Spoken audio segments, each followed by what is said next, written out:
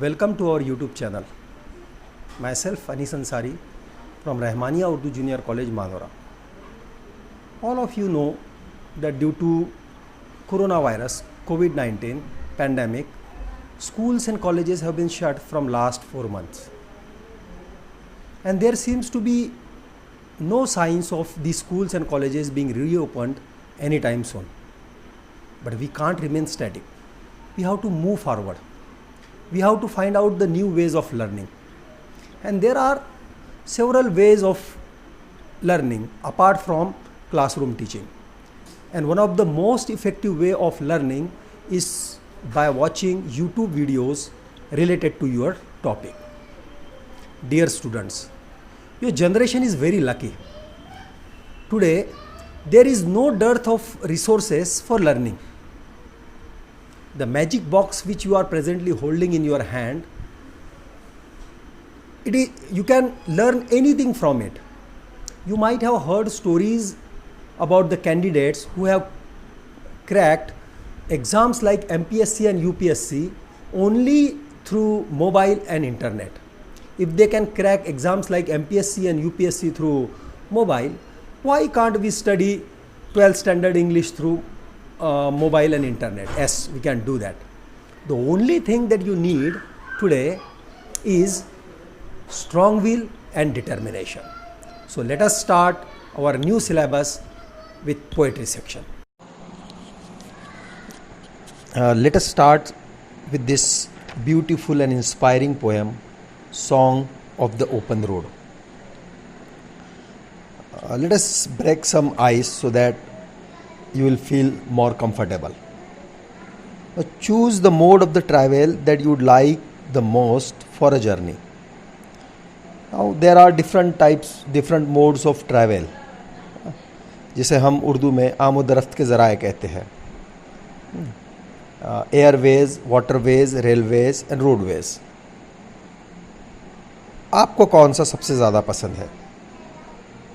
Give reason for your preference ना, उसकी वजह भी आपको बतानी है कि आपको आमोदरफ्त के जो ज़राए है उसमें से कौन सा ज़रिया ज़्यादा पसंद है. Okay, there are 4 options given there: airways, waterways, railways and roadways. So what will be your answer? Some might say that it's airway, some will say that it's waterway. You know, I'll say that I like airways. Now what is the reason behind it? First of all, we will have to understand that these are personal response type of questions. Now, answers to these questions are open-ended. It means there can be hundreds of answers to these questions. कई इसके जवाबात हो सकते हैं. आपको खुद को इसका जवाब बनाकर लिखना है. I'd like to suggest you to keep it simple. If you can construct big sentences, lengthy sentences, then that's very fine. But if you can't, try to construct small sentences. छोटे छोटे sentences, छोटे छोटे इसके answers बनाने की कोशिश कीजिए. जैसा कि मिसाल के तौर पर मैं कहता हूँ कि I like airways because I like the hospitality provided there in airlines. कि एयरलाइंस वाले जो जिस तरह की जो हॉस्पिटैलिटी जो वहाँ होती है ना, उस वजह से मुझे एयरवेज ज़्यादा पसंद है. Now discuss with your partner the preparation you would like to make for the journey chosen. Now what type of preparation would you like to make for the journey? Generally I would like to pack my bag. I would also like to make sure that I have taken all the necessary things which are required for the journey. है ना, जो सफ़र के लिए जो भी ज़रूरी सामान है वो हमें लेना पड़ेगा. है ना, ये प्रिपरेशन हम करेंगे. अब इसके अलावा भी जो भी जवाब आपको सही लगता हो वो इसमें आप लिखें. Discuss the ways in which you would overcome the problems, hindrances, difficulties you face during the journey. Now all of us know that during journey many times we face problems, hindrances. है ना, problems, मसाइल आते हैं बहुत सारे, hindrances, रुकावटें. तो in which way would you overcome the problem and hindrances, कि किस तरीके से तुम इन मसाइल का और इन रुकावटों को ओवरकम करोगे, है ना, यानी कैसे इनको मात दोगे,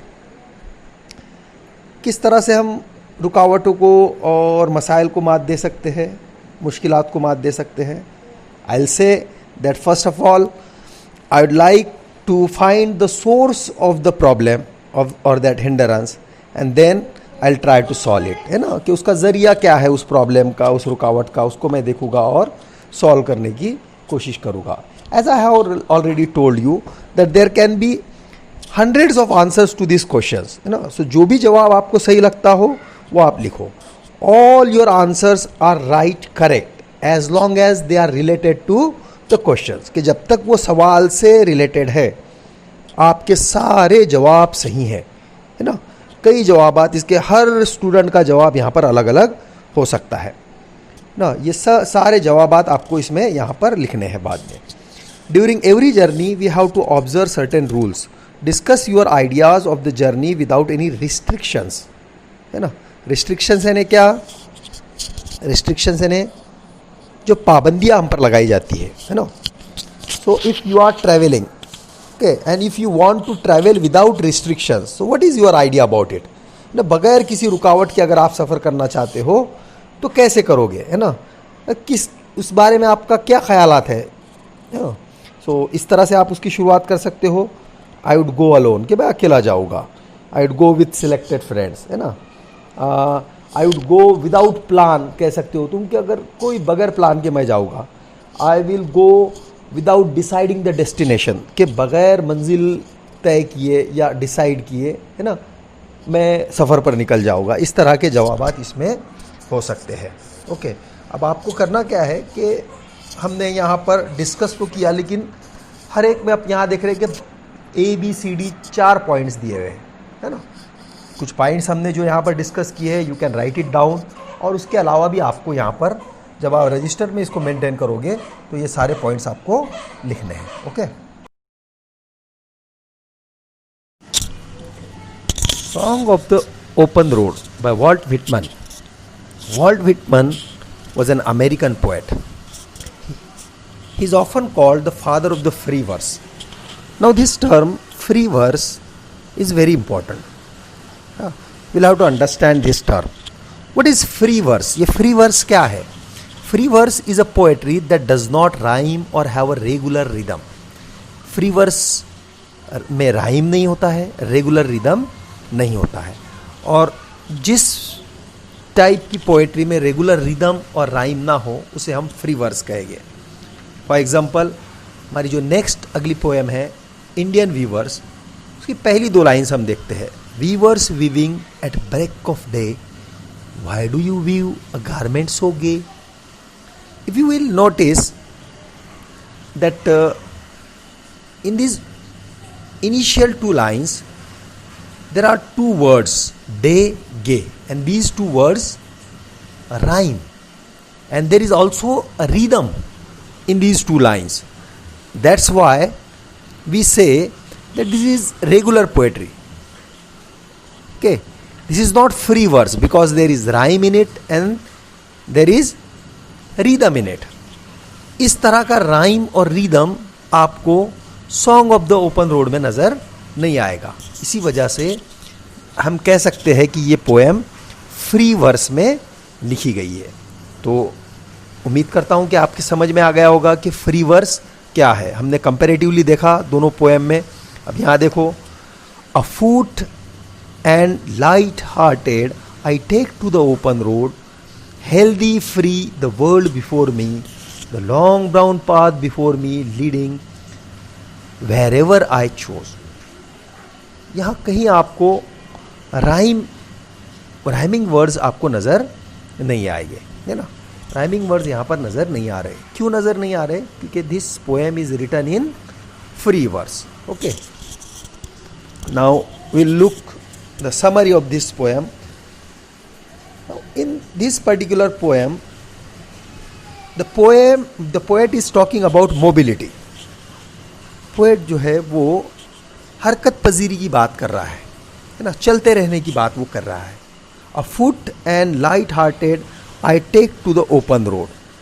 पोएट सेज कि light hearted without any burden I take the open road.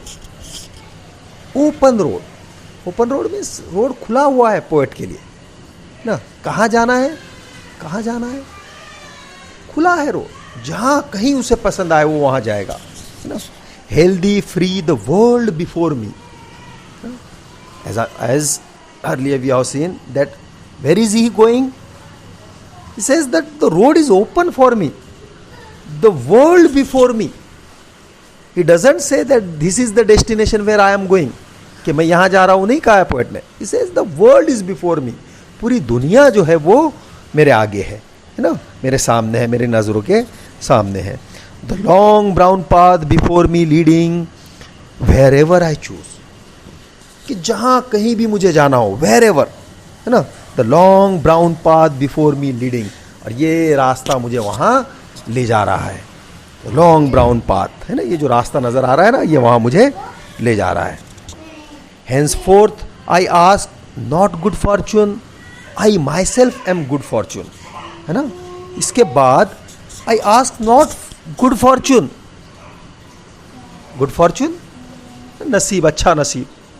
I not ask for good fortune, नहीं मांगूंगा मैं कि मेरा नसीब बहुत अच्छा हो, ऐसा मैं नहीं मांगूंगा, नहीं कहूँगा. वाई, क्यों? I myself am good fortune. No, this is the confidence that the poet is having. He says that I myself am a good fortune. मैं खुद खुश नसीब हूँ कह सकते हो, या फिर मैं खुद अपना नसीब तय कर सकता हूँ, मैं खुद अपना नसीब लिख सकता हूँ. He is having that sort of confidence. Henceforth I whimper no more, postpone no more, need nothing. इसके आगे I whimper, whimper means कि हम कह सकते हैं कि दर्द से या डर से कहारना. तो no more, no more यानी अब इसके आगे नहीं, इसके आगे कभी मैं कहारूंगा नहीं, है ना, दुख जाहिर नहीं करूँगा. postpone no more, कोई चीज़ मैं अब पोस्टपोन नहीं करूँगा, मुलतवी नहीं करूँगा, आगे नहीं ढकलूँगा किसी चीज़ को. Need nothing, I don't need anything, अब कुछ नहीं चाहिए मुझे ना. Done with indoor complaint, libraries, querulous criticism, done with it, है ना, बहुत हो गया, डन विथ इट, है ना. I want to finish it, सब डन विथ. इंडोर कंप्लेंट्स, ये जो सारी शिकायतें हैं, लाइब्रेरीज, ये जो libraries means here the poet does not want to restrict himself to bookish knowledge. He wants to explore himself. वो अपने आप को किताबी नॉलेज तक महदूद रखना नहीं चाहता, वो अपने आप को एक्सप्लोर करना चाहता है. Says that enough with it, enough with this complaint, done with it, है ना, बस अब ये सब खत्म करना चाहता हूँ. क्रिटिकल क्रिटिसिज्म, ये जो तंज होता है मुझ पर, है ना, ये इन सारी चीज़ों को अब क्या करना चाहता हूँ, खत्म करना चाहता हूँ. Strong and content, I travel the open road, the earth that is sufficient. Strong and content. I am very strong and I content, satisfied. I am completely satisfied. Mutmain hu main. I travel the open road. Again, he is telling the same thing. I am traveling the open road. The road is open. Okay, and the entire world is open for me. The earth that is sufficient. Now, what is his destination? No, he hasn't decided it. He says the earth that is sufficient. Earth is sufficient for me. Wherever I want to go, I'll go there. Okay?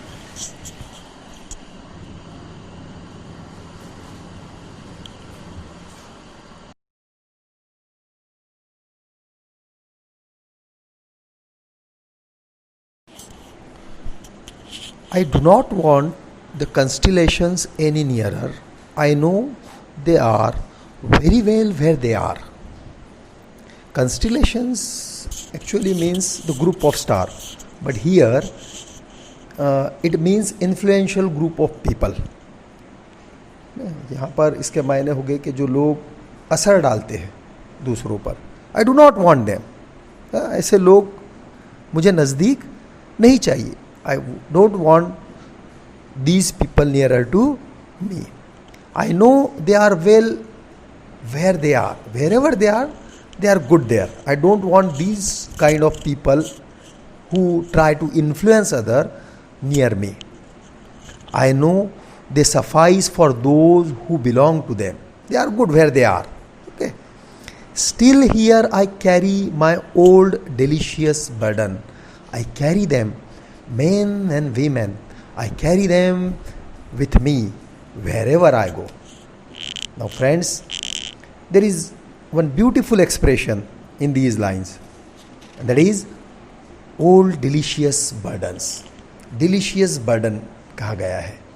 Burden, लेकिन कैसा burden? Delicious. अगर आप गौर करो तो ये दोनों word हमें opposite नजर आते हैं. या तो वो बर्डन नहीं है, और अगर बर्डन है तो वो डिलीशियस नहीं हो सकता है. इसे हम मराठी में विरोधाभास कहते हैं कि यहाँ पर विरोध का भास हो रहा है. एक्चुअली विरोध है नहीं ना. यहाँ पर डीपली अगर हम देखें इसमें, तो एक गहरा इसमें मतलब छुपा हुआ होता है. इसे हम एक्चुअली पैराडॉक्स कहते हैं. अब ये पैराडॉक्स क्या है? The expression contains opposite ideas that make it seem absurd और unlikely although it may be true. This is called paradox. Opposite ideas होते हैं, है ना. और इट सीम्स एब्सर्ड, आपको पहली नज़र में लगेगा कि ये तो बड़ा अजीब लग रहा है ना, ये कैसे ये हो सकता है, लेकिन डीपली उसमें एक मीनिंग होता है. और इसी वजह से हम इसे कहते हैं, इस फिगर ऑफ स्पीच को हम पैराडॉक्स कहते हैं. बहुत ही इंपॉर्टेंट फिगर ऑफ स्पीच है. इसे आप नोट डाउन कीजिए, जिसकी मैंने जो आपको डेफिनेशन बताई है वो डेफिनेशन भी आप रजिस्टर में अपने नोट डाउन कीजिए. Burden cannot be delicious. The poet has used this combination of words to express that he has many sweet memories of the people and places which he would like to remember forever. वो हमेशा के लिए ऐसे लोगों की याद अपने साथ रखना चाहेगा. देखो, poet doesn't want any sort of burden, okay, but this burden he wants to be with him. कोई रिस्ट्रिक्शन नहीं चाहिए पोएट को, लेकिन यहाँ वो कह रहा है कि ये लोगों की जो स्वीट मेमोरीज है, ये जो यादें हैं इनकी, इन्हें मैं अपने साथ रखना चाहता हूँ, है ना. I carry them, man and women, I carry them with me wherever I go. Wherever I go, जहाँ कहीं भी मैं जाऊँगा, I will take their memories with me. I swear it is impossible for me to get rid of them. To get rid of them मतलब उससे छुटकारा पाना, है ना. एक्चुअली वो छुटकारा पाना भी नहीं चाहता, because for them this are delicious burden, है ना. तो आई कसम खा के कह रहा है, it is impossible for me to get rid of them, कि इन यादों से छुटकारा ना पाना मेरे लिए नामुमकिन है. I am filled with them and I will fill them in return. कि मैं उनकी यादों से सराबोर हूँ और मैं भी उन्हें रिटर्न में अपनी यादों से उन्हें सराबोर करा दूंगा. मतलब कि जिस तरह से लोगों ने उसे अच्छी यादें दी है, ये भी लोगों के साथ कुछ ऐसा बर्ताव करेगा, ये भी पोएट भी कुछ ऐसा करेगा कि यकीनन पोएट की यादें भी हमेशा लोगों के साथ रहेगी, है ना. That's it friends. If you like this video, please don't forget to subscribe our channel. Thank you very much.